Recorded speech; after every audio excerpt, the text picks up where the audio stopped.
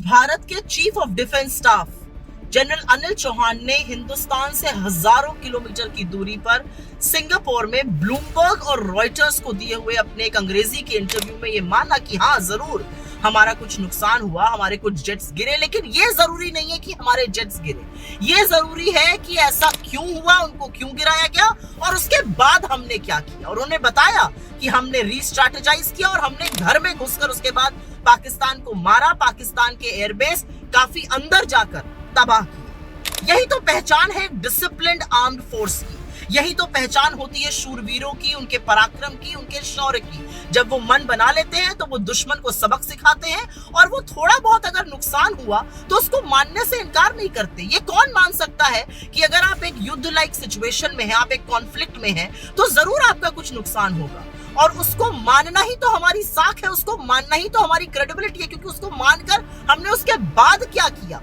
वो ज्यादा जरूरी मुद्दा है। लेकिन सरकार उस पर लीपापोती क्यों कर रही है, नरेंद्र मोदी क्या छुपाने की कोशिश कर रहे हैं, ये अपने आप में संशय पैदा करता है। क्योंकि ना वो सिर्फ देश को भ्रमित कर रहे हैं, वो असल में सेना के मनोबल को कमजोर कर रहे हैं, उस सेना के मनोबल को जिसने पाकिस्तान को नाको चने चबवा दिए। और आप उनके इतने बड़े कीर्तिमान को छुपा छुपाई खेलकर, लीपापोती कर कहीं ना कहीं उनका मनोबल तोड़ रहे हैं। एक और बात, आज जब जनरल चौहान ने ये बड़ी बात बोली तो उन्होंने डिसिप्लिन आर्म फोर्स की तरह बात करी, लेकिन बीजेपी का जो इकोसिस्टम है, जो दोरूपल्ली के ट्रोल है, वो खड़े हो गए ये कहने के लिए कि ऐसा करके CDS chief of defence staff ने नैरेटिव खराब कर दिया है। अब वो समझाएंगे कि चीफ ऑफ डिफेंस स्टाफ कब, कहां, कैसे, क्या बोलेगा। ये वही लोग हैं जो विक्रम मिस्री के पीछे पड़ गए थे, उनकी बेटी को नहीं बख्शा था, और अब ये जनरल चौहान के पीछे पड़ गए।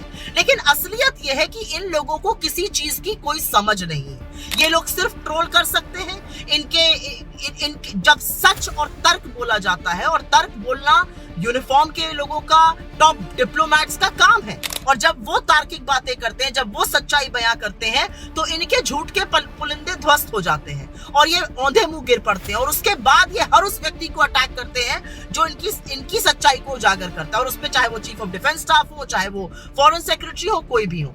लेकिन यहाँ पर एक बात जरूर जरूरी है समझनी, ये वो लोग हैं जो सेना को कैसे लड़ाई लड़नी चाहिए, किसी खिलाड़ी को कैसे खेल खेलना चाहिए, किसी जज को जजमेंट कैसे देना चाहिए, ब्यूरोक्रेट को कैसे काम करना चाहिए, ट्रेड कैसे होना चाहिए, हर चीज का इनके पास जवाब है। असल में ये कुछ नहीं जानते हैं, कुछ नहीं समझते हैं, और ये हर उस व्यक्ति के ऊपर आक्रमण करने को तैयार है जो इनके झूठ के पुलिंदे को ध्वस्त करता है। और यही काम आज ये हमारे चीफ ऑफ डिफेंस स्टाफ के साथ कर रहे हैं।